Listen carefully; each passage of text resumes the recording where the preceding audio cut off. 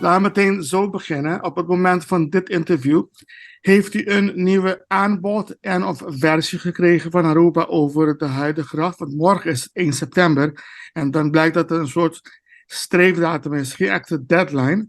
Maar heeft u op dit moment, dat we nog een dag daarvoor zitten, nog een aanbod gekregen?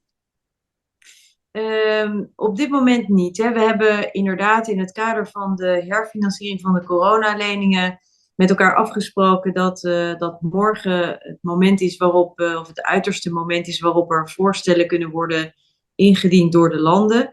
Ik heb nog niet een voorstel gekregen van Aruba en ik hoop natuurlijk nog dat dat komt.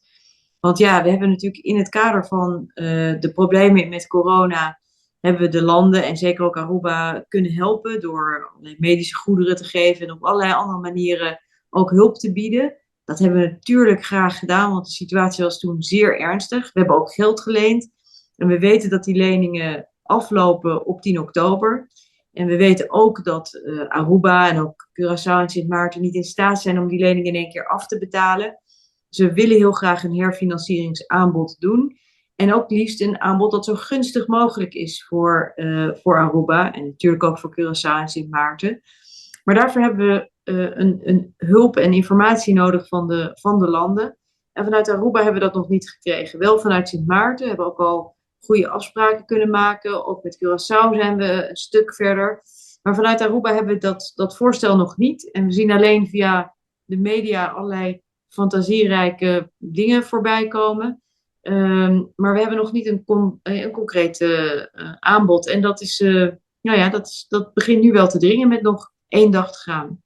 Dus als er nog geen versie of geen akkoord is na 1 september, wat gebeurt er nu precies na morgen? Nou ja, wat wij steeds gezegd hebben is dat we sowieso een herfinanciering willen aanbieden. Want we willen niet in de situatie komen dat we het geld in één keer gaan opeisen bij Aruba. Wat we dus willen is dat, of wat we zullen doen dan, en wat we willen is vooral zorgen dat we wel een goede overeenkomst kunnen maken op basis van een voorstel van Aruba.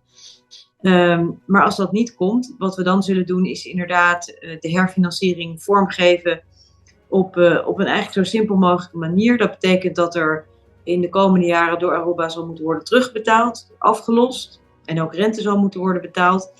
Maar zonder dat er financieel toezicht is op de manier zoals we dat ons voorstellen. Dus via een rijkswet, een wet die we samen maken.